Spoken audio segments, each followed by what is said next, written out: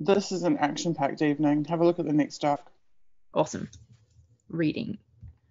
So, what a difference a year makes. Reconstructing an Iraqi SIGINT servants. Wow, I see what you mean. It says how the Iraqis. Reconstructing because they Yeah, completely destroyed it first. definitely. Absolutely. No, that was a really huge failure, was that they destroyed all the infrastructure by choice, by, firing so many people that in the Iraqi system, and so they destroyed it, and then chaos reigned. Anyway, how the Iraqi SIGINT element was staffed from the ground up, and it's all secret and top secret. And it says it was just this time last year when NSA's redacted, and Sergeant redacted, and a GCHQ Integri Major redacted, which obviously are names, and so that's totally fine. They're redacted. Arrived in Baghdad to reconstruct the Iraq SIGINT service. They took with them a list of potential candidates gleaned from years of targeting the Iraqi civil and military SIGINT units. Working closely with CIA, they arranged to meet potential candidates for what has become this Iraq SIGINT element, ISE, of the Iraq National Intelligence Service, INIS. Obviously, it was a difficult and daunting task to assess the recruits' suitability to serve in the new ISE, given that they were part of the old regime. To assist them in the vetting process, the CIA, I'm sure they assisted them very well. The CIA provided polygraphers and psychologists, as well as background checks, and before long, blank, and the team had their first new employees.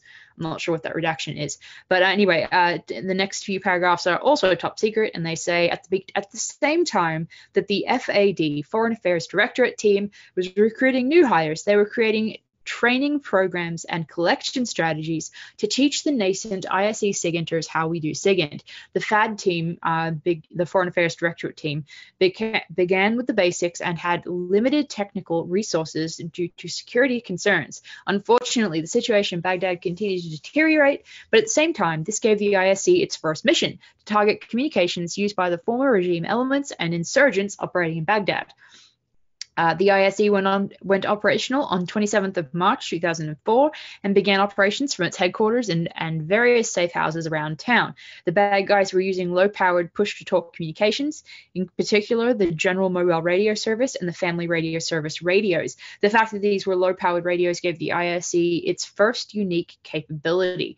It began to use mobile units that could go into neighborhoods covertly, which was too difficult for coalition forces to do. Since March 2004, the ISE has grown to over 100 people and has proven its professionalism and trustworthiness many times over.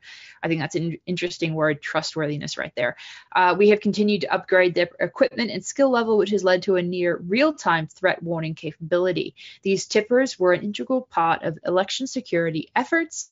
The ISE and FAD personnel in Baghdad alerted Iraqi and MNF-I forces, or MNF-1 forces, or I think it's I. Anyway, to threats and attacks against polling places, armed insurgent movements, VBIEDs, en route for an attack, as well as providing unique situational awareness reports on activities throughout the city. In 1 year's time, the ISE has risen up out of the rubble of a fallen brutal dictator and has become a bright, shining star, leading its country to a new and freely elected National Assembly. And I apologize for stumbling over some of these phrases, but I've got the lights kind of in my eyes to be able to see me, and it's a little bit hard to read sometimes. I'm going to have to change that next time. But yeah. Susie, what do you think of that document? I think it's one of the most shocking discoveries we've ever made in Decipher. Very, very interesting. I thought the word trustworthiness was hilarious because I thought it referenced the fact that that they, obviously starting off, they don't trust the Iraqi forces. So to emphasize trustworthiness kind of, I think, reveals that in that reverse way.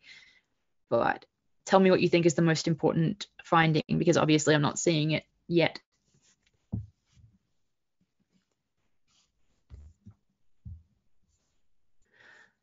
Okay, well, let me see if I can find it. Guys in chat, what do you think is the most important thing from this document? Because obviously Susie thinks it's one of the most incredible documents we've read in Decipher, and we've read quite a few intensely important findings here. So what do you think it is? What? Aye, Captain, that's a hilarious response. Why do I keep thinking these docs describe the development of ISIS? I sort of agree with you. I don't know that that they mean to describe that, but definitely, I mean, the actions that happened here that we're reading through, some of these decisions definitely did undeniably lead to that, for sure. The destabilization here, absolutely. Yeah, and the propaganda says the fact that it has connections to the Iraq War, absolutely. I don't know, because I'm not a tech mind, and Susie is so gifted at tech and web development and all of that. So I don't know what she's seeing in this document that is the most one of the most amazing documents we've read in this series. But I'm really, really fascinated to hear what she has to say about that. That maybe it's, and Neon Butterfly Meadow says that the capability is way more advanced. Maybe that's it. Maybe that's it. And then it looks like a few people are responding to earlier stuff we were talking about.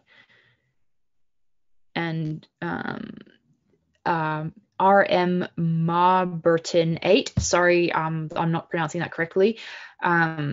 They asked, what did I miss? And you missed apparently one of the most important documents that we've ever read, which is probably completely true. There have been, and actually when I think back to the earlier documents that I think of, when I think of what were the most important findings we've ever made on Decipher, most of them, I'm ashamed to say, I just kind of was like, oh yeah, I read that and I didn't really see anything. And then Susie's like, this is amazing. Look at all this. And then it's completely obvious what it is. And I'm just like, wow, I didn't even see that at all. It's incredible. So I learned so much in all of these episodes of Decipher You. So much.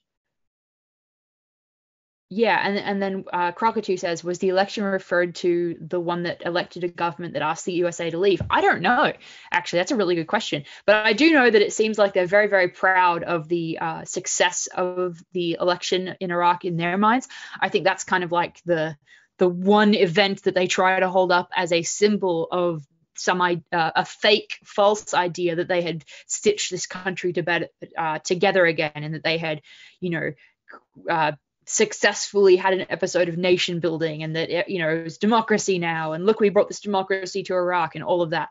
And obviously we know that it did not turn out well, that was that they had completely shattered the infrastructure of the country, and that all of the chaos that resulted also did lead to, in part, to the rise of ISIS, for sure. But okay, so the reason I think that is the most important document, or one of the most important document. Very interested about this. I'm very interested to hear this. Yeah, is because I'll start with the Cullen Reddy report in New Zealand. The Cullen Reddy report, it was the second investigation into the New Zealand spy services. Oh, okay. I have no idea. It said in it that the national security of any country can never be synonymous with the national security priorities or interests of another country. Wow. And it was talking in relation to New Zealand to the United States, because it had often been argued that, well, the Americans are our partners, we're just helping the Americans, we're blah, blah, blah, blah, blah, blah, blah. And so they openly stated the national security interests of New Zealand can never be synonymous with the national security interests of the United States, whether or not they're allies, whether or not they're partners. What we've just seen in that document is something that I feel stupid for not working out myself already was happening. But what it means is that America, you think about how the media portrayed the relationship between America and the Iraqis. We were told Iraq was like in a sovereign state. The Iraqi government was being rebuilt with the help of the UN for the benefit of the Iraqi people, et cetera, et cetera, et cetera. But what we've just seen in that document is that the Iraqi spies, were hand-selected by the Americans, were trained by the Americans, were equipped by the Americans, were sent on missions by the Americans, and were reporting back to the Americans. What was it? Not truthfully, reliably, something? What's the word? They were being very trustworthy, which I thought was extremely interesting phrasing specifically.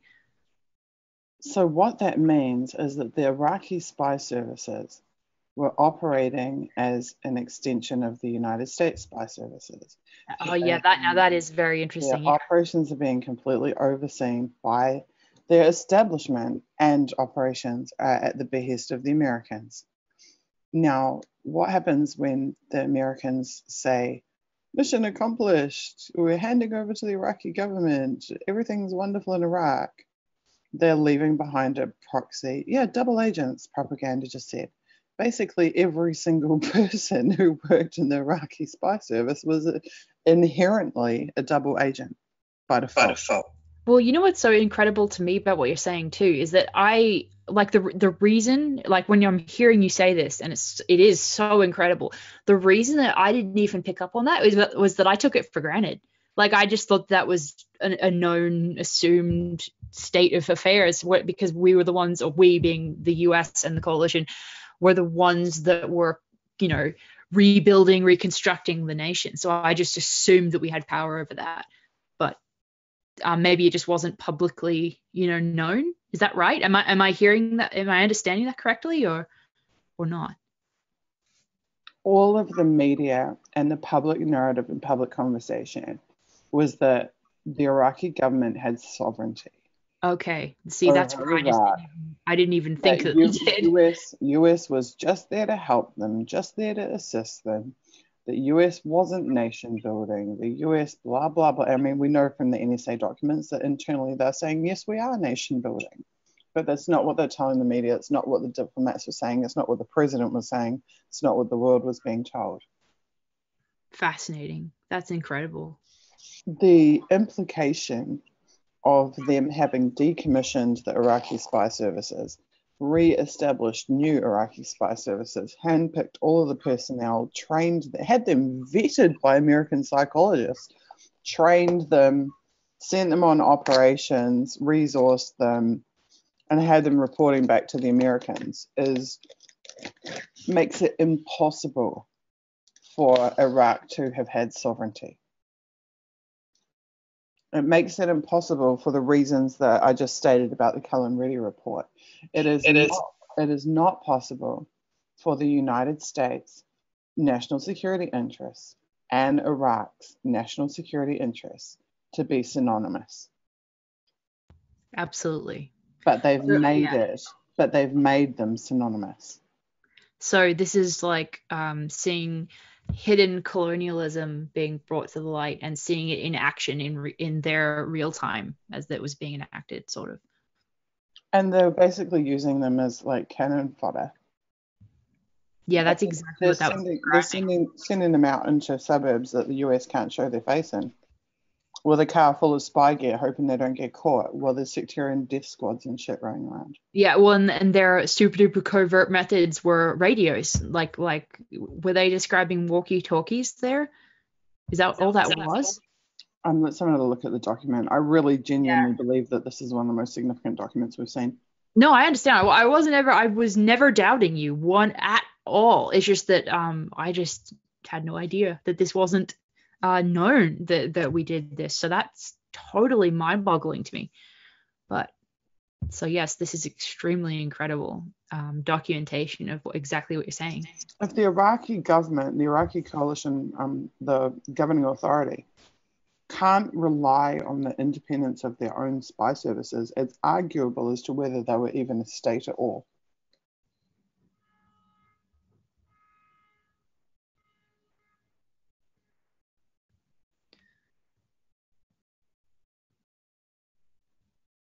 No, it says the bad guys were using low-powered push-to-talk communications.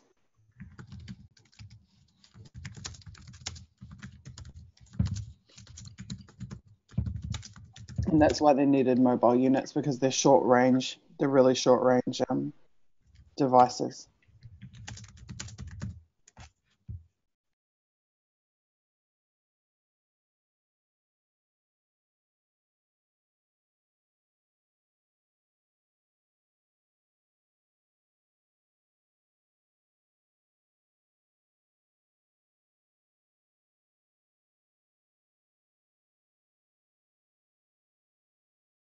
To me, this document is It's incontrovertible proof that the Iraqis had no sovereignty. I would completely agree with that. Absolutely. And I think that's a real shame. And it's a shame that we took that away from them, you know? I'm just going to tweet about it now. Absolutely.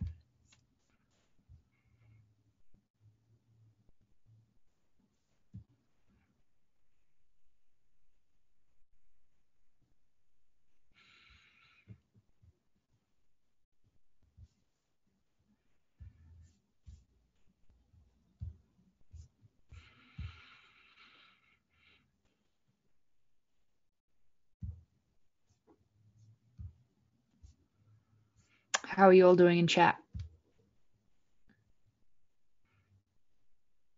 Yeah, so a number of people are pointing out that 9/11 was indeed an excuse to invade Iraq. I mean, that's something that we've known definitely, and I believe I'm not 100% sure, but I think a couple of the VIPS members quit over the falsification of the narrative that was used to invade Iraq, like the falsification of the WDMD narrative. It's really heavy stuff, I think, because I mean we're looking here not only at the fact that we've taken away sovereignty from Iraq, but just the destruction that happened, you know, and like you mentioned, like you guys in chat mentioned before about the fact that ISIS resulted from this. So it's not just, you know, as horrific and as much of a war crime as all of the civilian deaths in Iraq were in the early years. It also has produced that ongoing terror in that area that, you know, that the Consortium News reported that we have armed ISIS as well. So, I mean, we are continually terrorizing that area, and it's horrific. And, you know, and then to compare that carnage and devastation with the talk about the Cheltenham, you know, area of England and the country lanes, that literally makes me want to vomit. So, you know, it's really, really, to me, that's really heavy material. So, you know, I think if Caitlin Johnstone was here, she would be having a fit, and for good reason. So, you know, it's, yeah, Kathy B, it is horrific. And it really, the contrast of seeing that country lane English, oh, my father-in-law brings us eggs on a Sunday and raspberry tarts, like to see that. And then to read about this, where, as Susie said, they're using these Iraqis as cannon fodder after destroying their infrastructure and taking over their government. It's so awful. And I'm so glad that we do have, you know, these documents that Edward Snowden gave us. I'm so glad that WikiLeaks publishes the documents that it has published on this issue, and that we have the ability to learn about this, you know, these top secret documents that we would never have been able to see if it wasn't for Edward Snowden. So I'm really, really grateful that we're able to see this heavy stuff, because it really does show the hypocrisy. And as Susie was saying, that lie about Iraqi sovereignty is such a lie. We would never know that if it wasn't for Snowden. So that has nothing to do with the mass surveillance of Americans. But anyway, Susie, are you back? I thought I saw you drop a tweet into chat, so I thought I'd ask. Yeah, I just went and tweeted about it, and I just put the link to the tweet into chat. Awesome. Yeah, I saw that, so I assumed you were here. I think someone just said they're born in 1990, and this shit is all they've ever known. Yeah, I was born in 89, so I'm in a similar boat. I remember every single lie, because at the time that they were telling these lies, I quite literally didn't know better. I knew that wars sucked and shouldn't happen. I was against all of the wars and invasions I've ever heard of or known about in my lifetime, because in growing up in the era that I did in New Zealand, we're all anti-war, we're all anti-nuke. But at that time, I didn't understand how corrupt the media. Yes, I was in the same place. Yeah. And so now I'm just remembering the 4,000 times that my subconscious heard some fucking CNN anchor saying, "We're just there to hand over power to the governing council. It is the, you know, up to the Iraqis now to take control of their own country, blah, blah." How the hell are they going to do that if their spy service is fucking reported or hired by the Americans and reporting to the Americans? Exactly. And I remember as well, like I was in the sort of the same category where in 2002, 2003, 2004, I was a very young teenager, and I heard the lies on CNN and Fox News and even MSNBC and all of those. And I wasn't somebody who was reading the New York Times. I was, very far away from the US, but and I wasn't reading the warmongering lies of the New York Times and that type of thing, or Washington Post or whatever. But I was definitely hearing the cable news, and I was believing what they said. Like I swallowed the WDMD, weapons of mass destruction narrative, and and I know other people who swallowed that narrative, and who myself included, that is a factor and part of the reason that we have been driven to provide alternative media and independent media, because of the lies that were spread and that we believed at that time that were so wrong. And it is the blood of Iraqi people, is on those media outlets that spread those lies and manufactured consent of people. And so, there is a real drive among people, especially of my age group, I think, to provide independent media to avoid that type of thing. And you see Caitlin Johnstone doing that all the time, saying this cannot happen again, and we should do everything in our power to avoid that. And I think the internet age wasn't fully born until just after we had been just after the public had swallowed the Iraq war lies. And so I think that part of the reason we haven't seen a complete total repeat of Iraq in Syria yet, I mean, we have partially, but not a total, a complete total invasion directly and officially, is because of that, because the internet has spread this awareness that just couldn't have happened before, and because of the work of WikiLeaks, and because of the rise of niche independent media. So I'm ranting, I'm sorry, Susie, but it really does, it does bring back those memories of the propaganda, for sure, and the widespread swallowing of the propaganda. And I think the only similar, and I think Vips is really correct, they were the ones that were fighting against the weapons of mass destruction narrative when it happened the first time. And they have also come out against this Russiagate narrative. And I see that Russiagate narrative is very similar. And the real awesome difference now is that people are fighting back against the Russiagate narrative, and they are fighting back, and they're not believing it in the same kind of universal mass deception way that they did in 2002, 2003.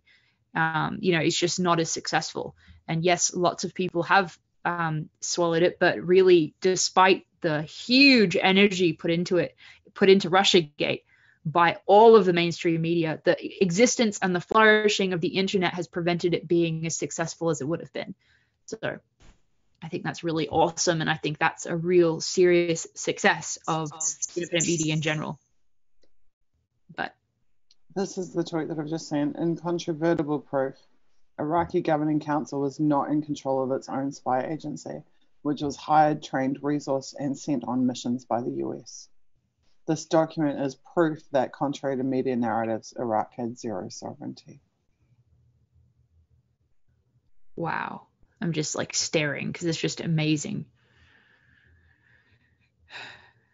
It's hard to describe how I feel. Yeah.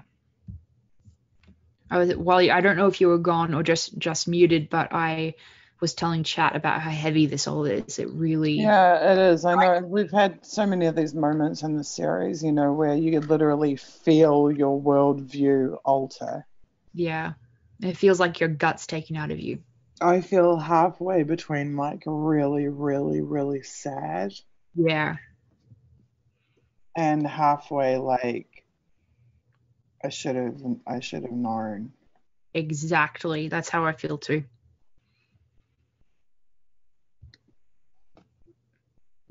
Actually, it's not just I should have known. It's when you do know something deep down, but you don't consciously confront the fact that you know it. And then the evidence stares you in the face and you're forced to confront it. That's the feeling. I feel like I have a bowling ball in my stomach. Like, and not like from too much food or anything, but I mean like of heaviness and, like you said, sadness and I feel like I would feel if I was shown evidence of a murder and a crime scene. That's how I feel looking at this, because this is part of the evidence of all of that murder that took place at that time at the hands of both the United States and the coalition in general. So.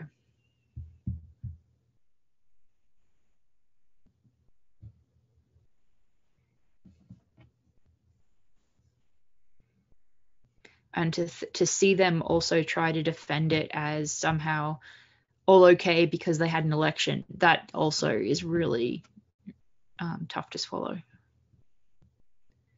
It's just such a, I don't know, it's just bullshit. But yeah, Barbara, I feel the heavy weight of layers of reality. No sedatives for this. Totally, absolutely. And like I ranted about earlier, thank God for it. You know, you don't have to believe in God. Say thank God for people like Snowden who give us this reality. We would never see it otherwise. We would never have the ability to see this if it wasn't for people that blew the whistle and did this. Thank you for pointing that out, because I was thinking it just before, but I actually hadn't said it yet. And that's that every time we have a discovery like this, I partially feel, as impotent as it is, total rage at everybody who has had the nerve to smear Snowden and say that he's not a whistleblower, that he didn't release anything of importance, that we knew it all before, that he's a CIA limited. Exactly. Blah, blah, blah, blah, blah, blah, blah. Come on now. Do you really think the US government wanted us reading documents like this? Yeah, and we have almost 70 people with us, and I'm so fucking glad, because this is a really big evening of Decipher discoveries. We have 68, 69 Yeah, it's huge. Absolutely huge. And this is a really important thing. So I'm glad that there are so many people with us witnessing this, because it's important. I'd really appreciate it if you guys, because I'm, as you can tell, a bit under the weather at the moment, if you would tweet out the live stream link, and if you would stick the live stream links and like just reply to my tweets that I'm sending and put the live stream link in, because I keep like using all my characters and not being able to fit in. But people should know that we are live right now, and making discoveries like this is so important. Definitely. And I will try to retweet you. Why don't you tweet about the stream and tag me, and I'll go and retweet you.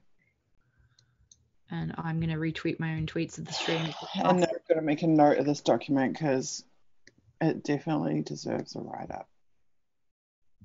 Definitely. Absolutely. AJ, if you're watching with us, I don't think AJ is watching, but if you are, please tweet this. It's important.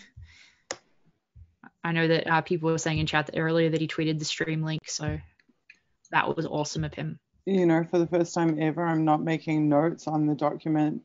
I'm just literally putting the link to my tweet, because I think the tweet says it all. Definitely.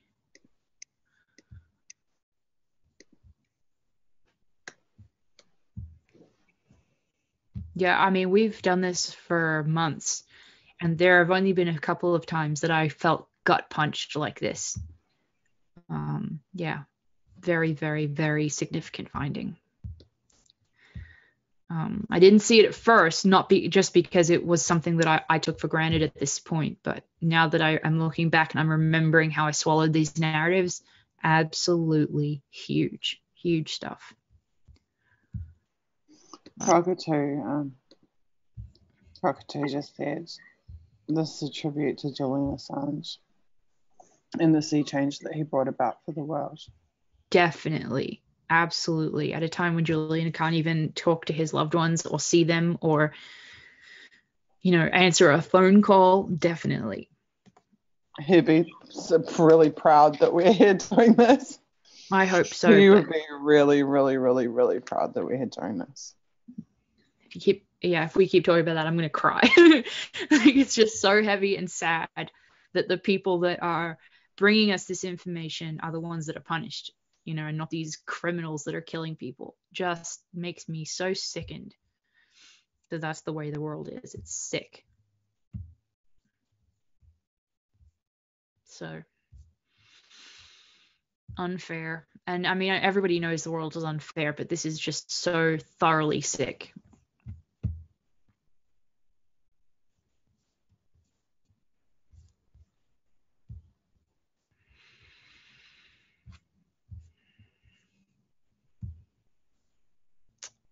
Propaganda asks, what hashtag do we use for the stream? And that would be hashtag Decipher you. You know, that's the one that we go with for this series. And thank you. And I see we've hit 73 people with us now. Thank you. You came in at a really fantastic, amazing time. Not a fun time, but a really important one. So we appreciate every single one of you with us. And so that, I see Propaganda, you've been answered a few times about the Decipher you hashtag. I'm just scrolling up through chat for a minute to see all of your responses to this finding, which is so important. Myanmar independent. Oh yeah, okay. Myanmar independent. Okay. They say we didn't have the internet then, only AFN, and that's totally propaganda. Yeah, all of the cable news is propaganda. I don't care if it's left, right, in the middle, whatever. It's all propaganda. And, you know, like when even channels like MSNBC, which are supposed to be left wing, won't talk to VIPs or won't talk to anti-war people and peddle pro-war narratives, then, you know, it's just all crap. But yeah, the internet didn't exist then, and we didn't know that at that point. So, you know, thanks to the internet can be a very dark, horrific place, and it can do some horrible things. But in that respect, it has really, really helped humanity. And definitely Assange, definitely Snowden, these people that have used the internet to bring us information that hopefully will stop the next huge war that kills so many people unfairly and then gets called like an effort for freedom or, you know, building democracy or whatever. So definitely. And I know myself personally, without the internet, and I mean, I had the internet, but it was not like at that stage in 2002, 2003, I was just getting my first email account. Like I didn't even know how the internet worked properly because I was, I guess, slow in the uptake, but I was also very, very young. But besides the point is that the internet wasn't used by the vast majority of people in the way that it is now, the way that it is like ubiquitous now, and people get their information from Facebook, or they get their news from Jimmy Dore or Lee Camp on Redacted Tonight. They aren't getting it from CNN anymore, and that is all because of the internet. Hopefully that'll stay that way for the time to come. I know that the powers that be, the military industrial complex interests want us to not have that anymore, and they're trying to co-opt all the sources of information that they can, but they're not succeeding yet. So let me see. Mass Twitter spam. Yes, that would be very appreciated. II Captain. Very, very good point from II Captain, who says Iraq and Libya tried to go off the petrodollar. They died. That's true. So true. And WikiLeaks recently highlighted that. Assange pointed out specifically in the WikiLeaks documents that were published the points about the fact that Libya had a lot of gold and silver, and they were trying to make a new currency that would also that would be a Pan-African currency that would be in competition with France as well, I believe, if I'm remembering that correctly, which made them a huge, huge target. Propaganda says we all do live in America, even the countries that hate America and embrace the culture. That's a point I heard a lot when I lived in Australia, actually. And as an American in Australia, or I'm half and half, so I'm either Australian in America or I'm American in Australia. It's never, you know, I'm never in the country of origin ever. But when I was there, a lot of people really disliked Americans, including me, because it was, you know, this whole reaction against the cultural imperialism of America. And I can totally see where they're coming from now. It's just when it hits you personally, it's a little bit kind of difficult to go along with. But I totally get that. And I understand Hollywood taking over a lot of different cultures. Susie, I can hear you. What's up? I am having a rare shaken moment, to be honest with you. Yeah. Because all this talk about countries and stuff too, like it's just making me feel like I had to love my country enough to leave it, because it wasn't enough to love my country. I had to love like the world, and if I wanted to fight for the world, I had to leave, and it's fucked up. I mean, yeah. That's very much Snowden's situation. He had to love his country enough to leave it. That is exactly why it's so, and that was hitting me earlier when I almost cried, because it's that sense that these people who do the right thing are punished, whether it's through leaving the country or having to go to an embassy or being killed or whatever it is. Truth tellers and activists and all of that are the ones that get hurt, and that is so deeply unfair. There's just no reconciling that. So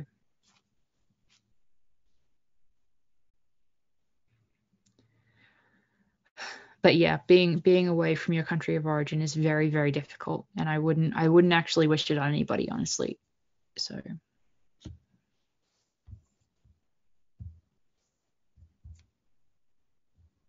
I'm RSFO, I'm a globalist. I'm not a globalist. In the sense that I think that NAFTA and a lot of different trade issues have really hurt a lot of middle class people that otherwise would have been better off.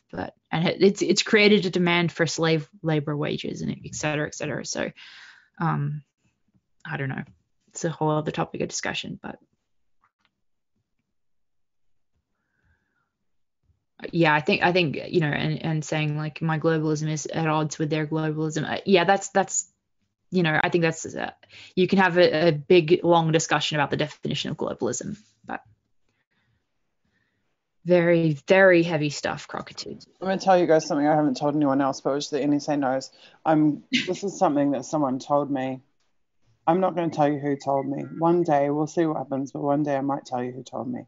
They told me history is fake news all the way down. I completely agree with that. Absolutely. Just seeing it in action now, like the way that we're seeing the writing of history being written by the fake news artists. Absolutely.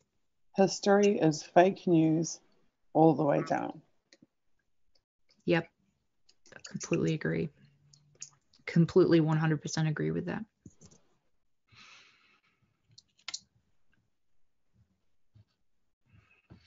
And it's only organizations like WikiLeaks and people like Snowden who have done anything to change that. And it's like even the millions of documents that WikiLeaks has published is one drop in the water of all of the fake news that has been written down as history, because we've gotten a few glimpses into what is happening in the last maybe 10, 20 years. And some of their documents do go back farther than that, like Cablegate and a lot of that, it goes way back. But the amount of history that has been written completely by fake news without any question is definitely huge. So maybe with the advent of the internet, maybe a little bit is being done to change that in the future, maybe, hopefully. I hope. Let's move on. If that's what we can find in the first 3 documents, what else is there? Yeah, it's definitely been a crazy segment so far. Yeah, Hope Kesselring, WikiLeaks is real history. Now with that, I agree with you completely.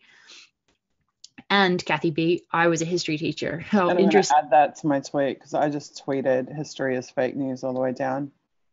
Yeah, WikiLeaks. That needs to be. Hope I'm going to steal your line. Hope you need to send that to WikiLeaks and have them put it on a shirt so we can all buy it, or like a coffee mug or whatever that they sell, because I think that's a fantastic forward statement for sure. I would definitely buy a WikiLeaks shirt with that on it.